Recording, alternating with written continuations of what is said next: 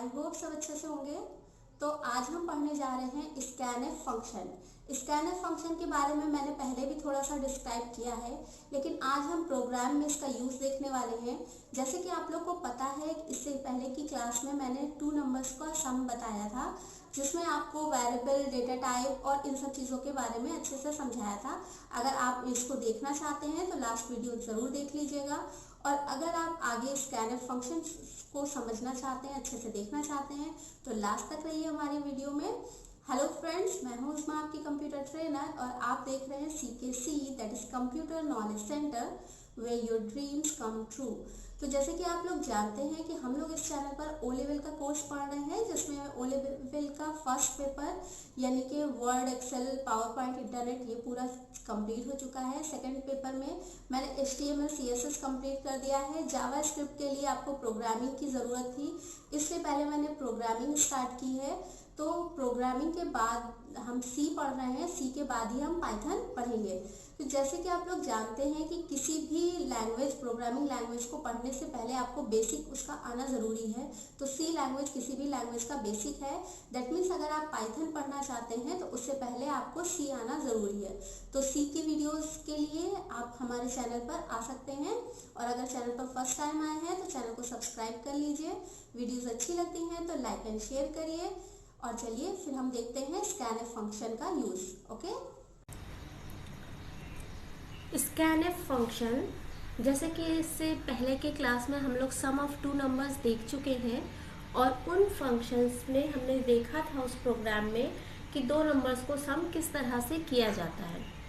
वहाँ पर हम लोगों ने प्रोग्राम में ही नंबर्स दिए थे जिनको ऐड किया गया था।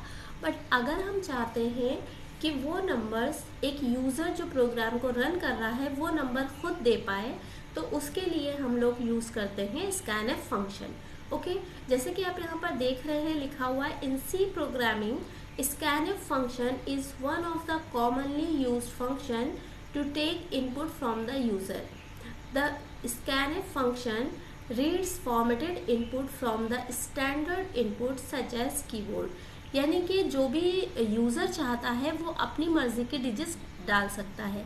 इससे पहले वाले प्रोग्राम के अकॉर्डिंग अगर हम करेंगे तो उसके लिए प्रोग्रामर को प्रोग्राम के कोड में जाना पड़ेगा और उस कोड में जाके नंबर चेंज करने पड़ेंगे।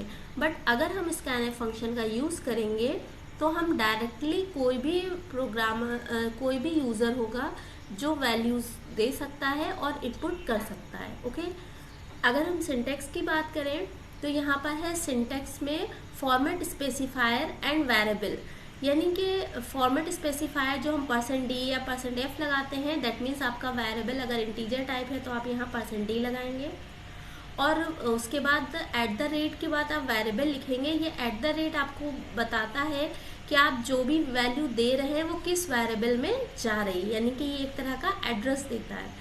इन दोनों को सेपरेट करने के लिए यहाँ पर कॉमा लगा हुआ है, इस कॉमा से ही ये सेपरेट होते हैं। Format specifier always double quote में रहेगा, हमेशा इस चीज़ का हमें ध्यान रखना है, और लास्ट में सेमीकोलन लगेगा। ओके, तो ये हमारा सिंटैक्स है। अगर हम एग्जाम्पल की बात करें तो हम यहाँ पर एक एग्जाम्पल देख लेते हैं। हमारे पास एक वेरिएबल है नंबर, जो कि इंटीजर टाइप का है, इसलिए हमने यहाँ पर %d लिखा हुआ है और कॉमा लगा के % नंबर लिखा है। ओके, तो इस तरह से ये हमारा इनपुट हो जाता है स्कैनएफ फंक्शन।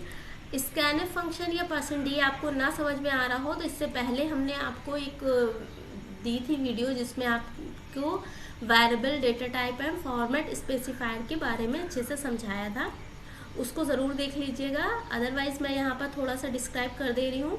जैसे कि आपके डेटा टाइप है string, integer, character and float. Okay, इनके लिए जो कीवर्ड्स हैं वो केयर, इंट, कैर, फ्लोट। ओके, तो ये सारे आपके क्या हैं, कीवर्ड्स हैं। इनके लिए हम जो वेरिएबल यूज़ कर रहे थे वो था हमारा नेम, एज, ग्रेड, %, और इनके लिए जो हम फॉर्मेट स्पेसिफायर यूज़ कर रहे हैं वो है %d, %s, %c and %f। Okay, तो किस डेटा टाइप के लिए कौन सा फॉर्मेट स्पेसिफायर चाहिए, ये चीज़ आपको क्लियर हो गई होगी। अब हम देखते हैं कि हमने लास्ट वाला प्रोग्राम जो किया था सम ऑफ 2 नंबर्स का, वो किस तरह से किया था। यहाँ पर हमने दोनों हेडर फाइल्स लिखे थे उसके बाद हमारा मेन प्रोग्राम था। यहाँ पर हम देख रहे हैं ABC, ये हमारे 3 वेरिएबल थे। C में हमने कोई भी वैल्यू नहीं लिए रखी थी, दोनों का सम करना था, इसलिए यहाँ 0 ले लिया है जिससे कोई गार्बेज वैल्यू स्टोर ना हो। ओके, उसके बाद हम यहाँ पर ये देख रहे हैं A = 20, B = 30। ये जो है बहुत इम्पॉर्टेंट है, इसी को हमें चेंज करना है। मतलब ये जो डायरेक्टली नंबर लिए हैं ये नंबर डायरेक्ट ना आए, बल्कि यूज़र जब रन कर रहा है प्रोग्राम उस टाइम पर ये नंबर दे पाए, उसके लिए हमने ये प्रोग्राम किया हुआ है। ओके, तो इसको हम स्कैनफ फंक्शन का यूज़ करके कैसे करेंगे ये हम देख लेते हैं। यहाँ पर हमें सिंपली उसी तरह से करना है, हेडर फाइल्स लेनी है, मेन फंक्शन लेना है, और उसके बाद हमें इस तरह से वेरिएबल डिक्लेयर करने हैं ABC और ये CLR SCR। इसके बाद हम एक मैसेज ले लेते हैं, एंटर अ नंबर, जो यूज़र को मिलेगा और उसके बाद ही वो नंबर उसमें टाइप करेगा।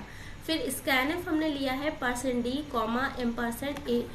ये जो है ये बता रहा है कि A जो है वो हमारा इंटीजर वेरिएबल है, इसलिए यहाँ पर हमने फॉर्मेट स्पेसिफायर %D लिया हुआ है, और A इसलिए लिया है जो वैल्यू जाएगी वो इन 3 वेरिएबल में से किसी में भी जा सकती है, बट हम इसे किस में भेजना चाहते हैं, हम A वेरिएबल में भेजना चाहते हैं।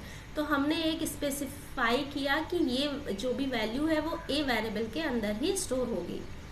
इसी तरह से हम दूसरा वेरिएबल ले लेते हैं, एक दूसरा मैसेज प्रिंट कराते हैं, इनपुट अनदर नंबर, और उसमें हम लोग दूसरे वेरिएबल में वैल्यू स्टोर कर लेते हैं जो कि है हमारा B, और उसके बाद हमारा वही रहेगा प्रोसेस C = A + B, यानी A और B की वैल्यू C में स्टोर हो जाएगी।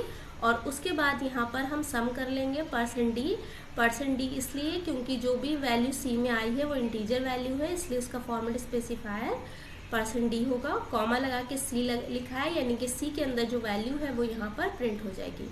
ओके, आई होप ये आपको समझ में आया होगा। इसके साथ साथ हम एक और प्रोग्राम आपको बताने वाले हैं।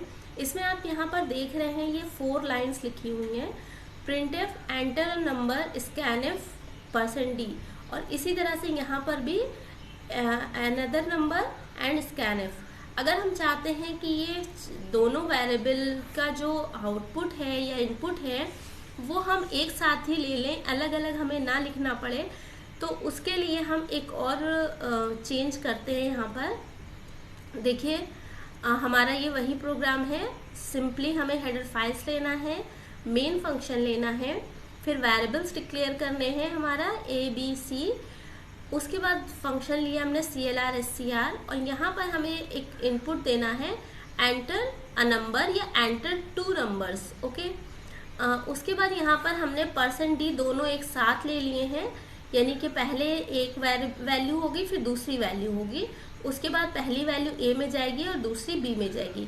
यहाँ पर कंटिन्यू का हमें ध्यान रखना है कि जो अभी तो फिलहाल हम 2 नंबर्स का सम कर रहे हैं तो कोई दिक्कत नहीं होगी, चाहे हम कहीं पर भी कोई भी नंबर ले लें, बट अगर हम कुछ और पर्टिकुलर कुछ कर रहे हो, जैसे सब्जेक्ट के मार्क्स दे रहे हैं, तो उस टाइम पे हमें ध्यान रखना है कि किस क्रम में हम सब्जेक्ट के मार्क्स ले रहे हैं। ओके, क्योंकि जो भी फर्स्ट वैल्यू होगी वो फर्स्ट वेरिएबल में आएगी, जो सेकंड वैल्यू होगी वो सेकंड वेरिएबल में आएगी, तो इसका आपको ध्यान रखना है, बाकी आपका प्रोग्राम सेम रहेगा। ओके, तो हम लोग एक और प्रोग्राम देख लेते हैं, इसी में सिंपल इंटरेस्ट का प्रोग्राम है ये। हम लोगों ने इससे पहले सिंपल इंटरेस्ट एल्गोरिथम में भी समझा था और सिंपली भी देखा था कि कैसे हम प्रोग्राम करेंगे, लेकिन यूज़र इनपुट से हम किस तरह से करेंगे वो हम देख लेते हैं। वही हमारा हेडर फाइल्स हमेशा ज़रूरी है, मेन फंक्शन लेना है, और फिर जो वेरिएबल्स चाहिए, तो पहला प्राइस या प्रिंसिपल इंटीजर रहेगा, उसके बाद फ्लोट है, rate, time and simple interest का वेरिएबल, क्योंकि ये फ्रैक्शनल हो सकते हैं। और सबसे पहले हमने लिया है प्राइस यानी कि प्रिंसिपल, जो कि इंटीजर टाइप का है, इसलिए हमने इसमें %D लगाया है और इसे एम्परसेंड प्राइस किया हुआ है। नेक्स्ट हमारा है रेट। तो रेट हमारा जो है वो क्योंकि फ्रैक्शनल वैल्यू का था, फ्लोट का था, इसलिए हमने यहाँ पर %F लगाया है और इसे रेट में डाला है। इसी तरह से यहाँ पर हमने लिया एंटर टाइम और इसे भी फ्लोट में लेकर यहाँ पर डाला हुआ है, क्योंकि हम लोग ऐसे भी ले सकते हैं कि 2 इयर्स, 2.5 इयर्स इस तरह से ले सकते हैं, इसलिए हमने इसको फ्रैक्शन में रखा है। फिर SI यानी कि simple interest is equal price into rate into time divide by 100, last में सेमीकोलन ज़रूरी है। फिर हमारा नेक्स्ट मैसेज है printf simple interest %f comma SI। यहाँ पर हमारे सिंपल इंटरेस्ट में जो वैल्यू आई थी SI वेरिएबल में, वो वैल्यू यहाँ प्रिंट हो जाएगी। ओके, आई होप ये प्रोग्राम आपको समझ में आया होगा। इसे अच्छे से प्रैक्टिस करिएगा, प्रैक्टिकली करके देखिएगा। कोई भी प्रॉब्लम आती है तो मुझे कमेंट करके बताइएगा या फिर फाइल मुझे मेल कर सकते हैं, मैं आपको इसका रिप्लाई ज़रूर करूँगी। Okay, thank you.